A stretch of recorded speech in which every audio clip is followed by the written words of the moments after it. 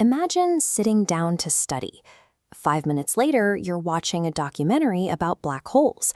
Then you're researching why octopuses have 3 hearts. Somehow you end up deep cleaning your room.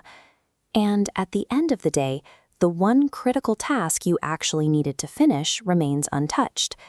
These behaviors are often labeled as laziness, a lack of discipline, or poor motivation. But that creates a paradox. How can someone with an attention deficit spend 8 uninterrupted hours hyper-focused on a single niche interest? The reality is that the condition's medical name is misleading. The core issue is not a lack of attention. The neurological mechanism at work is attention regulation. In this model, we see the difference. A standard brain filters stimuli to prioritize one task, but on the right, a different filter allows all inputs through equally. A looming assignment, a bird, and a random memory register at the exact same volume, demanding attention simultaneously.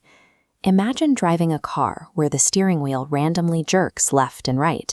The engine works, but the constant effort required to keep the car on the road is mentally exhausting. This filtering failure results in a constant state of mental friction. When every input demands equal priority, the brain's ability to select a single path becomes increasingly strained. This friction is compounded by brain chemistry, specifically dopamine, the chemical engine responsible for driving executive function and recognizing rewards. When dopamine levels are typical, the brain can recognize the long-term reward of a mundane task and generate the chemical momentum needed to start. This chart compares those thresholds. The first line shows the low activation a neurotypical brain needs to initiate a task. Next to it is the massive spike required for an ADHD brain to initiate work that lacks immediate stimulation. This chemical deficit explains why someone can know exactly what they need to do, yet remain unable to make their body begin the task. Because executive dysfunction acts as a structural biological roadblock, relying on pure motivation to bridge that chemical gap is unlikely to produce consistent results. Many people unknowingly make this roadblock harder to cross through their morning routines. Reaching for a smartphone and scrolling through social media the exact second you wake up has a direct neurological impact. That flood of rapid, instant rewards spikes the brain's baseline expectation for stimulation.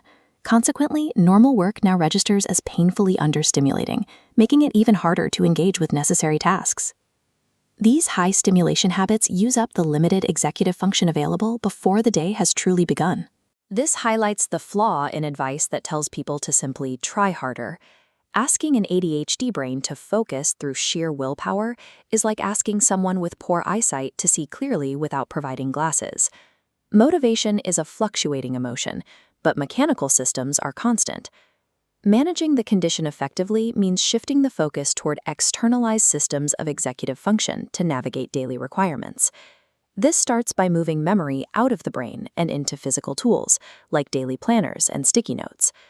Using time blocking or the Pomodoro method breaks large projects into tiny intervals, which helps bypass the paralysis often felt when starting a task.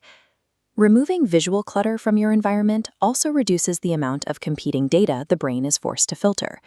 These physical systems lower the threshold for entry, allowing the brain to build momentum through small, consistent steps.